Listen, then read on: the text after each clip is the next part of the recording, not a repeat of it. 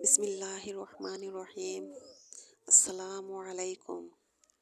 কেমন আছেন আমার প্রিয় ভাই ও আপুরা? আশা করি আল্লাহর অশেষ রহমতে আপনারা সবাই ভালো আছেন। আমিও আলহামদুলিল্লাহ আল্লাহর রহমতেও আপনাদের সকলের দোয়ায় ভালো আছি। তো বন্ধুরা, কাছে দূরে যে যেখান থেকে আমার এই ভিডিওটা দেখছেন, তাদের সবার প্রতি রইল আমার আন্তরিক ভালোবাসা ও শুভকামনা। তো বন্ধুরা, যারা নিয়মিত আমার ব্লগটা দেখেন, সে ভাইয়া ও আপুদেরকে বলছি, ভিডিওটা দেখার সময় অবশ্যই একটি করে লাইক দিবেন। আর যে আপু ও বন্ধুরা নতুন অবস্থায় আমার ভিডিওটা দেখবেন, তাদের প্রতি আহ, তাদেরকে বলছি, যদি আমার ভিডিওটা একটুও কোথাও ভালো লেগে থাকে তাহলে অবশ্যই সাবস্ক্রাইব করে আমার পাশে থাকবেন। তো বন্ধুরা, আমি তো একটা গ্রামীণ বউ, গ্রামের বউ। আপনারা এতদিন যারা দেখতেছেন বুঝতেছেন। তো আমি গ্রামের সাথে আমার সব কিছু জড়িত। তো আমি গ্রামকে ভালোবাসি, গ্রামের জিনিসকে ভালোবাসি। আর আমার বাড়িতে যে জিনিসগুলো আছে সেগুলো আমি অনেক ভালোবাসি।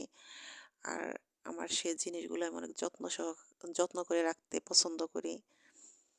তো এই গাছপালা এগুলো আমি অনেক যত্ন করি। আমার বাড়িতে যে গাছগুলো আছে এগুলার নিয়মিত মানে নিজের যত্ন না করে আমি গাছের যত্ন করি। এই হলো আমার অবস্থা। দেখা গেছে যে রান্না বান্না শেষ, দুপুর প্রায় গড়িয়ে যেতেছে, তারপরও দেখা যায় যে আমি আগে আমার যে একদিকে যদি নজর যায় যে আমার এই গাছটাকে এটা করতে হবে, সেটাকে আমি করব, তারপরে অন্য কাজে হাত দেব।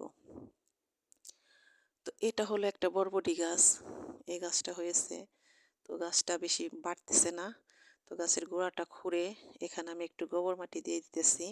তারপরে এটার মধ্যে পানি ঢালবো, কারণ মাটিগুলো একদম শুকিয়ে গেছে, এত বৃষ্টি হয়েছে। আর আমাদের বাড়ির উঠানে অনেক রোদ লাগে, সে কারণে সব গাছেরই অনেক পানি দিতে হয়।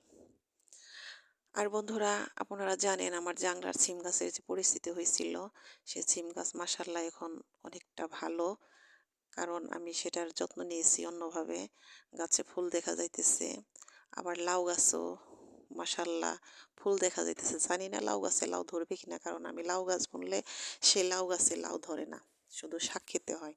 তো এবার তো লাউ গাছ বুনেছি আমার হাজবেন্ড, আমার ছেলে, দুই বাপ বেটা বুনেছে। এবার দেখা যাক যে কি হয়, লাউ ধরে কিনা। লাউ গাছ মাথা যেগুলা ছিল সবগুলো কেটে ফেলা হয়েছে।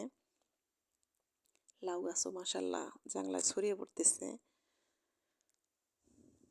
তো এই যে গাছ, মরিচ এত সুন্দর, এত ভালো লাগে। টাটকা মরিচ প্রতিদিনের রান্নার জন্য প্রতিদিন এই মরিচগুলো আমি তুলে নিই। আর আমার বেগুন গাছ ছিল, সেগুলো সব উঠিয়ে ফেলেছি। একটা গাছ আছে, সেই গাছে বেগুন ধরে, সেই গাছে দুটা বেগুন আছে, সেই বেগুন দুটো আজকে ভর্তা করব।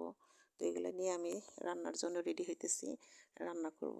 তো আজকে আমি একদম সাদামাটা একটা রান্না করব, সেটা হলো পুঁটি মাছ ভাজি করব, বেগুন দিয়ে আলু দিয়ে ভর্তা করব, আর হলো ডাল রান্না করব। এই হলো আমার আজকের রান্না। এই যে দেখেন আমার গাছগুলো, এটা লাউ গাছ, ডগাগুলো উপরে উঠাই দিতেছি। ভালো লাগে, সবুজ জিনিস দেখলেই মনটা শান্তি হইতে ভরে যায়। গাছপালা সবুজ। তারপর বাড়িতে যে গাছগুলো লাগানো হয়, সেই গাছগুলো মাশাল্লাহ অনেক সুন্দর, দেখতে ভালো লাগে। ডগাগুলো আমি উঠিয়ে উঠিয়ে দিতেছি। এগুলো প্রতিদিনই এগুলো করতে হয়। সকালে তো করা যায় না, সকালে করলে দেখা যায় যে ডগা ভেঙে যেতে পারে, কুয়াশা এটা একদম নচনচা হয়ে থাকে। তো আসতেছে শীতের আগমন, সামনে শীত পিঠা খেতে হবে।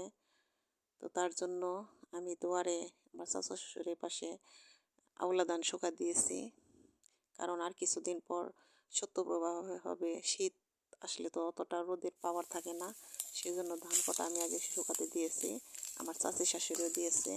আমি আবার দুপুরে রান্না করব। বলতেছে ছোটো মা, তাহলে ধানগুলো দেখেন আমি রান্না করি। কয় যা রান্না করগা, আমি দেখুমনি। অনেক ভালো মনের একটা মানুষ। তো আমি ধানগুলো দিয়ে এসে তারপরে আমি রান্নার জন্য রেডি হইতেছি। তো আমার রান্না শেষের দিকে আপনাদের সাথে ডাল ভাত এগুলো আর কি শেয়ার করব। আজকের রান্না এই যে ভর্তা, বেগুন ভর্তা, আলু দিয়ে বেগুন দিয়ে ভর্তা করব একদম স্বাভাবিকভাবে। দুটো শুকনো মরিচ নিয়েছি, অল্প একটু ভর্তা, আর কাঁচা পেঁয়াজ। এভাবে কাঁচা পেঁয়াজ দিনে কিন্তু আজকে দিতেছি, দুয়ারে ধান রয়েছে, তাড়াহুড়া করতেছি। তো এই ভর্তাটা করব, ডাল রান্না করব, আর হলো মাছ ভাজি করব। তো বন্ধুরা, আমার কথা, আমার গল্প কেমন লাগলো অবশ্যই আমাকে কমেন্ট করে জানাবেন। যদি কোথাও ভুল হয়ে থাকে সেটাও আমাকে কমেন্টে জানাবেন। মানুষ ভুল থেকেই শিখে, শিক্ষার কোনো বয়স লাগে না, শিক্ষার কোনো শেষ নেই। আর আমি এই ব্লগে একদম নতুন, আমার অনেক কিছু শেখার আছে আপনাদের আপনাদের থেকে। আমি শিখতে চাই, আপনাদের সাথে শিখে আপনাদের সাথে একসাথে চলতে চাই। এই কয়েকদিনে আপনাদের সাথে মিশে এই ব্লগগুলো দেই, আপনারা যে কমেন্ট করেন যে আপুরা, তার রিপ্লাই দেই। তাদের সাথে মনে হয় একাকার হয়ে মিশে গেছি। খুব ভালো লাগে। আপুদের সাথে কমেন্টে কথা বলে কিন্তু কোন আপুর কোথায় বাড়ি সেটা তো আর জানি না, কিন্তু অনেক কাছের মনে হয়, অনেক আপন মনে হয়। তো এভাবেই যেন আপনাদের সাথে একভাবে চলতে পারি, একভাবে থাকতে পারি, এভাবেই কথাবার্তা বলতে পারি। তো বন্ধুরা, আমি গ্রামের একদম সাদামাটা একদম গ্রামীণ একটা বউ। আমি আপনাদের মতো এত সুন্দর করে গুছিয়ে কথা বলতে পারি না, রান্না বান্নাও এতটা ভালো করে করতে পারি না। তো যদি আমার কথায় বা আমার কাজে কোনো ভুল হয়ে থাকে অবশ্যই আমাকে সে ভুল শুধরানোর সময় দিবেন। অবশ্যই আমাকে কমেন্ট করবেন। তো একটি করে লাইক দিয়ে কমেন্ট করবেন, কারণ আপনাদের কমেন্ট পড়তে আমার অনেক ভালো লাগে। আপনাদের কমেন্ট পড়লে আমার মনের ভিতর অনেক উৎসাহ জাগে, অনেক সাহস পাই। তো বন্ধুরা, আজকের মতো এখানেই বিদায় নেব। আপনারা সবাই ভালো থাকেন, সুস্থ থাকেন, আপনাদের শুভকামনায় আজকের মতো এখানেই বিদায় নিলাম। তো আল্লাহ হাফেজ। আসসালামু আলাইকুম।